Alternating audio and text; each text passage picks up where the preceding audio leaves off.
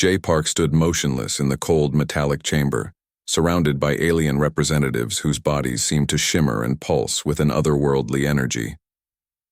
The massive viewing screen behind him displayed the harsh landscape of Nexus 9, a planet known throughout the galaxy as a death sentence for any living creature. Roka Vreen, the lead commander of the Galactic Confederation, approached Jay with calculated steps. Her translucent skin reflected the harsh blue lighting of the Judgment Chamber, revealing intricate network of veins that pulsed with an alien rhythm. Human, she spoke, her voice a mixture of mechanical precision and biological undertones. You have been found guilty of repeated violations of our interstellar protocols. Your curiosity and defiance have challenged the fundamental rules of our Confederation. Jay remained calm. His dark eyes, sharp and focused, showed no fear. He knew this moment was coming. For months, he had been pushing the boundaries of what the Alien Confederation considered acceptable research and exploration. The charges were complex but essentially boiled down to unauthorized planetary investigations and challenging established scientific guidelines. Jay had discovered anomalies in several planetary systems that the Confederation preferred to keep hidden. His research threatened their carefully constructed narrative of galactic order. Roka's tentacle-like appendages moved across a holographic control panel, bringing up detailed records of Jay's previous missions. Unauthorized data collections, breach of quarantine zones, and direct challenges to established research protocols flickered across the screen. Nexus 9 is not just a planet, Roka continued, her voice growing colder. It is a graveyard of civilizations. No exploration team has ever survived more than 3 standard days on its surface. The atmospheric composition, geological instability, and unknown biological threats make it completely uninhabitable. The other alien representatives nodded in agreement. Their various body structures, some crystalline, some fluid, some seemingly made of pure energy, all communicated the same sentiment. J. Park was to be eliminated, but in a way that would appear as a standard exploratory mission gone wrong. Jay knew the real reason behind his exile. His research had uncovered potential vulnerabilities in the Confederation's control systems.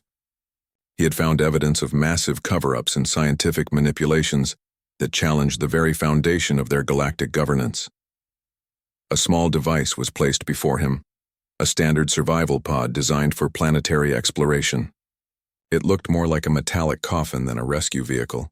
Its compact design suggested minimal chances of survival. You will be transported to Nexus 9, Roka declared. Your mission is simple. Collect preliminary environmental data. We expect no return. The unspoken message was clear. This was an execution disguised as a scientific expedition. Jay's mind raced through potential scenarios. He had prepared for this moment. Months of secret training, hidden equipment, and carefully developed survival strategies were now going to be tested. As they secured him into the pod, Jay noticed a slight smile playing on the corners of his mouth. The aliens believed they were sending him to certain death, but they underestimated human adaptability, resilience, and the unexpected potential of survival. The pod's hatch sealed with a pneumatic hiss. Through the small viewing window, Jay could see the alien representatives watching him. Their expressions were a mixture of clinical detachment and subtle anticipation of his inevitable demise. Minutes later, the pod was launched into the vast darkness of space, its trajectory set for the deadly surface of Nexus 9. From the outside, it looked like a standard exploratory mission, but J. Park was anything but a standard explorer. As the pod entered the planet's turbulent atmosphere, violent winds and electrical storms battered its exterior. Alarms blared inside the compact space, indicating multiple system failures. To any observer, this would appear to be the final moments of another doomed human expedition. But J. Park was not just preparing to survive. He was planning to return. The Adarau pod crashed into the crimson landscape of Nexus 9, sending massive clouds of toxic dust into the alien sky. For a moment, everything was silent. Then a slight movement inside the damaged pod suggested something unexpected was about to unfold.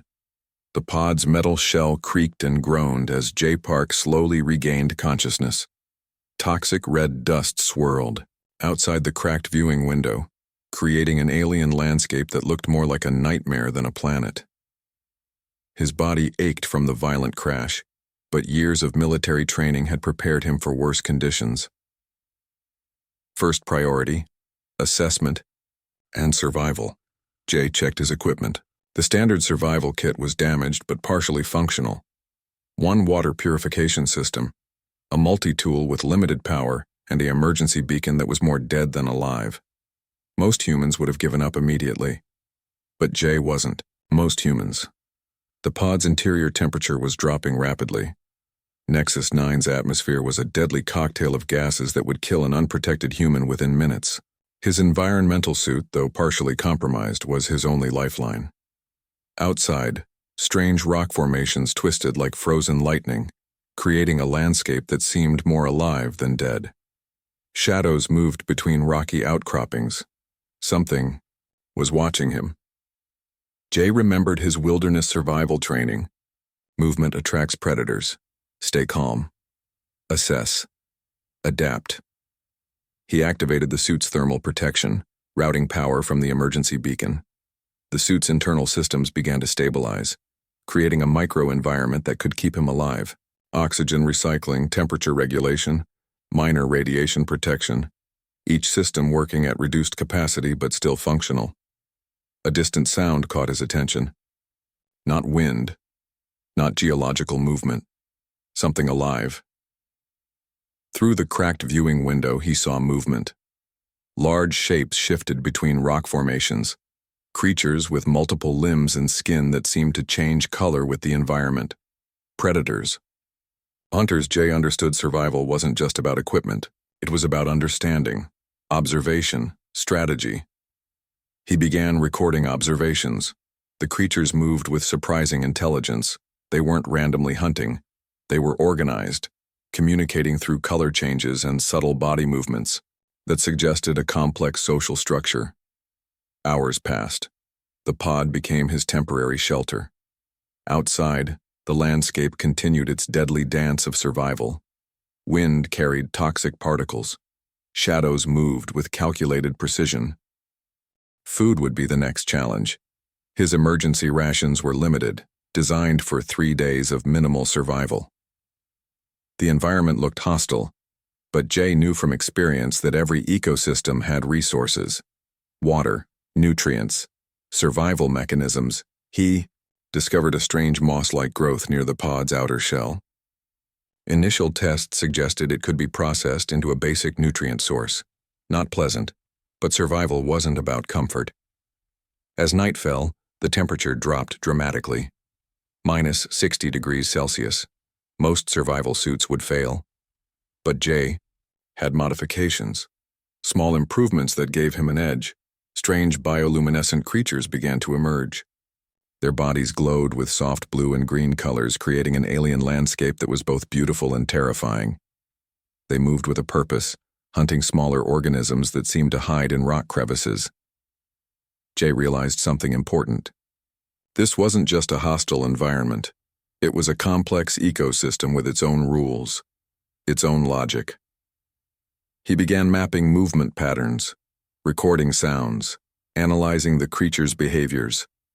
Where most would see chaos, he saw potential patterns of survival. One creature, larger than the others, seemed to watch him directly. Its skin changed colors rapidly, creating a complex language of movement and visual communication that suggested intelligence far beyond simple predatory behavior. As the first night on Nexus 9 approached, Jay Park knew one thing with absolute certainty. The aliens who sent him here believed this was a death sentence. They were wrong. Survival wasn't just about equipment. It was about understanding, adapting, learning. And Jay was just getting started. The days on Nexus 9 blended together like a nightmare painted in shades of red and toxic dust. Jay discovered that survival meant more than just protecting himself. It meant understanding the world around him. The large creature with color-changing skin continued to watch him. Jay noticed patterns in its movements. When he remained still, it seemed curious. When he moved aggressively, it would retreat. Slowly, he began to understand its language of color and motion. He started leaving small food samples outside the damaged pod, processed moss, filtered water, carefully prepared to attract without threatening. The first few attempts resulted in nothing. But on the fourth day, something changed. A smaller creature, about the size of a large dog, with 6 limbs and skin that rippled like liquid metal, approached cautiously. Its movements were calculated, each step measured and precise. Jay remained completely still, observing. The creature came closer. Its skin changed colors, blue, then green, then a soft purple that seemed to pulse with internal light. Jay recognized this as a form of communication. Not just random color changes, but a complex language of emotion and intent. He extended his hand slowly. Not to grab, not to threaten, just to exist. The creature stopped. Its multiple eyes, each a different size and color, focused on Jay with an intelligence that seemed almost human. For several long minutes they remained frozen. A human, a creature. 2 beings from completely different worlds. Then something unexpected happened.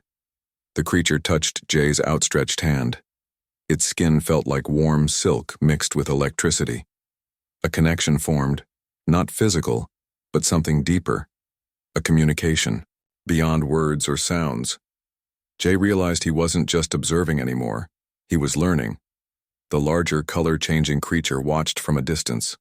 Its body shifted through a spectrum of colors that suggested complex emotions, curiosity, caution, something close to respect. Over the next weeks, Jay began to understand the ecosystem's delicate balance. The creatures weren't simply predators.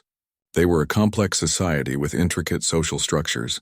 Some hunted, some protected, some communicated through elaborate color and motion languages. He discovered water sources hidden beneath rock formations, found ways to filter the toxic atmosphere into breathable mixtures, created tools from the planet's natural resources that seemed to grow and adapt like living technology. The smaller 6-limbed creature became a constant companion. Jay named it Scout, not because he controlled it, but because it seemed to guide him through the dangerous landscape. It showed him safe paths, warned him of approaching predators, shared food sources. Other creatures began to appear, some curious, some aggressive, but Jay was learning their languages, their behaviors, the subtle communication of motion and color that governed their world. His survival kit was now mostly improvised tools, equipment created from the planet's own resources, filters made from living moss, communication devices built from crystalline rock formations that seemed to conduct energy in ways impossible on Earth. The aliens who sent him here believed Nexus 9 was a death sentence. They were wrong. Jay wasn't just surviving. He was becoming part of the ecosystem. Scout moved closer, its metallic skin reflecting the toxic red sky. Another creature approached, larger, with multiple eyes that seemed to look through Jay rather than at him. Something was changing, not just in his survival, but in the very nature of his relationship with this impossible planet. Jay Park smiled. The aliens thought they were sending him to die. Instead, he was discovering a world nobody had ever understood before. And this was just the beginning. 2 months had passed since Jay's crash landing on Nexus 9. The planet that was supposed to be a death sentence had become something entirely different. Scout now traveled everywhere with him. What began as a cautious relationship had transformed into a complex partnership. The 6-limbed creature understood Jay's movements, anticipated his needs, and protected him with an intelligence that defied everything the alien Confederation knew about planetary wildlife. Behind Scout walked 2 more creatures, massive beings that looked like a cross between a prehistoric bear and a living crystal. Their skin changed colors like living camouflage, adapting to every terrain. These weren't pets. They were companions, trained, intelligent, loyal. Jay had discovered something extraordinary about Nexus 9's ecosystem. The creatures weren't just animals. They were a complex network of intelligent beings with sophisticated communication systems. Color, motion, vibration. They spoke a language more advanced than most technological communication systems. His modified survival suit was now almost completely replaced with materials native to the planet, filters created from living moss, protective layers grown from crystalline organisms that responded to body heat and environmental changes. He looked less like a human explorer and more like a native creature of this impossible world. The emergency beacon he once carried was now a communication device that translated the planet's complex biological signals, where once it would have sent a distress signal. It now recorded intricate data about ecosystem interactions, creature behaviors, and environmental dynamics. Roka Vreen and the Alien Confederation believed Jay was dead. They had written him off as another failed exploration attempt on the most dangerous planet in their known galaxy. They were wrong. Jay had not just survived. He had adapted, transformed. Scout moved ahead, its metallic skin rippling with colors that warned of approaching environmental changes. The two larger creatures, whom Jay had come to understand as territorial guardians, shifted their massive bodies, creating protective formations around him. His research notes were unlike anything scientific records had ever seen. Not just observations, but a complete reimagining of how intelligent life could exist. These creatures communicated through color, motion, and vibrational frequencies that human technology could barely detect. The toxic atmosphere that was supposed to kill him within hours had become breathable through a complex symbiotic relationship with the native organisms. His body had adapted, developing resistance mechanisms that would shock any medical professional. When the first signs of a massive atmospheric storm appeared, Scout's color changes provided more accurate warning than any technological monitoring system. The two guardian creatures created protective formations that would make military strategists marvel. Jay understood now that survival wasn't about fighting an environment. It was about understanding, communicating, becoming part of the ecosystem. The red toxic skies of Nexus 9 swirled around them. Jay realized he was no longer just a human explorer. He had become something else.